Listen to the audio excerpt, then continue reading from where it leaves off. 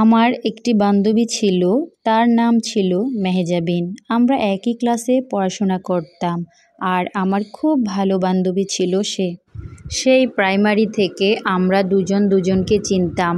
ওর দুইটি বান্ধবী ছিল, একজনের নাম রেশমি আর একজনের নাম ছিল নুসরাত। ওরা তিনজনই সব সময় একসাথেই থাকতো, একসাথে ঘুরতে যেত, একই রকমই ড্রেস পরতো। প্রাইমারি লেভেল পড়ার পর আমি ঢাকাতে চলে আসি। ঢাকাতে একটি বেসরকারি স্কুলে ভর্তি হই আর ওরা থেকে যায় গ্রামে। তিন বান্ধবী একসাথে একই স্কুলে ভর্তি হয়। ওই স্কুলের একটি ছেলের সাথে প্রেমের সম্পর্কে জড়িয়ে যায় রেশমি। তবে ওদের সাথে আর আমার যোগাযোগ হয়নি। আমি যখন এসএসসি পাশ করার পরে আমি একটি বেসরকারি কলেজে ভর্তি হই।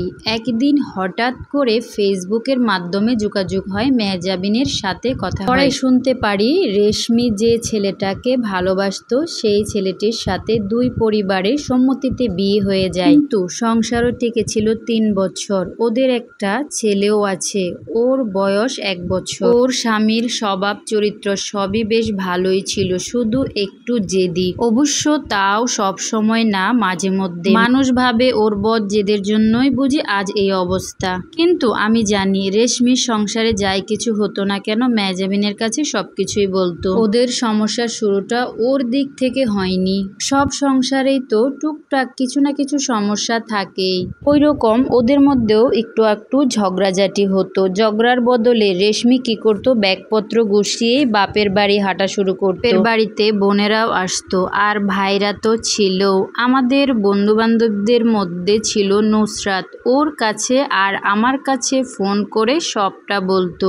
আমি সান্ত্বনা দিতাম আর নুসরাত একটু রাগী ছিল, ওদের কাছে কেঁদে কেঁদে সব বলতো। তখন সবাই ওকে ফোন করে কথা শোনাতো। নুসরাতও রীতিমতো অপমান করতো। আমার কাছেও মনে হতো ঠিকই আছে, কত বড় সাহস, আমার সাথে লাগতে আসে, আমাকে নিজের মতো চালাতে আসে। আমার মধ্যে কেমন একটা জেদ কাজ করতো। ওর কাছে ছোট হব, ওর কাছে নিজের ভুল স্বীকার করব, মাপ চাইবো, এটা না ভাবতেই পারতাম না। উল্টো বড় গলা করে বলতাম, আমাকে ডিভোর্স দাও, তোমার মতো লোকের সাথে কে সংসার করে। না, ডিভোর্স আমি কখনোই মন থেকে চাইতাম নি, ওটা ছিল মুখের কথা। ওর সামনে ছোট হওয়ার চাইতে ডিভোর্স চাওয়াটাই আমার কাছে সঠিক মনে হতো। একদিনের কথা এখনো মনে পড়ে। সেদিন ছোট একটা ব্যাপার নিয়ে তর্ক করতে করতে দুজনেই খুব উত্তেজিত হয়ে পড়ছি। রাগে আমার শরীর কাঁপতেছে, যা মুখে আসছে তাই বলছি, তুই তরকারি গালিগালাজ অপমান কিছুই বাদ দেয়নি। এক পর্যায়ে সহ্যের বাঁধ ভেঙে ও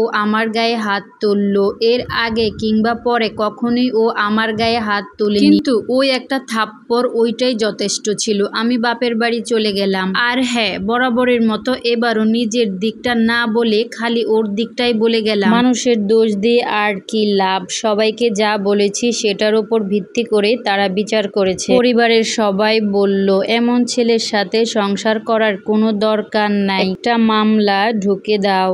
আর আমার বান্ধবীরা আমাদের বিয়ের ব্যাপারে এত কিছু শুনে ওরা আর কিছু বলল না। দেখো, যেটা ভালো মনে হয় সেটাই করা। ওরা সবাই কেটে পড়লো। আমি সবার পরামর্শে মামলা করলাম। ওর নামে নারী নির্যাতনের কেস করা হলো। খুব দ্রুতই ওকে পুলিশ ধরে নিয়ে গেল। ওর পরিবার থেকে মুরব্বীরা এসে বারবার অনুরোধ করলো আমি যেন এই কেসটা তুলে নেই। ভেতরে ভেতরে আমিও চিন্তা করতাম, আচ্ছা আমার স্বামী কি আসলেই জালেম? ও কি কোনোদিন নিজের থেকে আমার গায়ে হাত তুলেছে?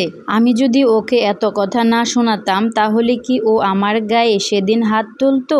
আমার বাবা মা আমাকে বুঝিয়েছিল আমি যদি এত কিছুর পর ফিরে যাই তাহলে ও ভাববে আমি বুঝি অসহায়, আরো পেয়ে বসবে আমার উপর, ইচ্ছা মতো ছুরি ঘোরাবে। একবার গায়ে হাত তুলেছে মানে বারবার একই কাজ করবে, কাজেই নিজে থেকে ফিরে যাওয়ার তো প্রশ্নই ওঠে না। কিন্তু আমার মনের ভেতর কে যেন চিৎকার করে বলল, ও তো এমন লোক না, ও যেদিন আমার গায়ে হাত তুলেছিল সেদিনই হাঁটু জোর করে আমার কাছে মাপ চেয়েছে। এসব ভেবে ভেবে আমি মামলা তুলে নিলাম, তবে ওর কাছে ফেরত গেলাম না। গাইজ, গল্পের বাকি অংশটা আমি পরবর্তী ভিডিওতে জানাবো। এই পর্যন্তই আজকের ভিডিওটা, বেশি লং করব না। এই ভিডিওটা থেকে কিন্তু আমরা অনেক কিছুই শিখতে পারি। সংসার জীবনে স্বামী স্ত্রীর মধ্যে টুকিনাকি ঝগড়া তো হবে, এটা যেন কখনোই ডিভোর্সের পর্যায়ে না চলে যায়। ডিভোর্সেই কিন্তু সমাধান না।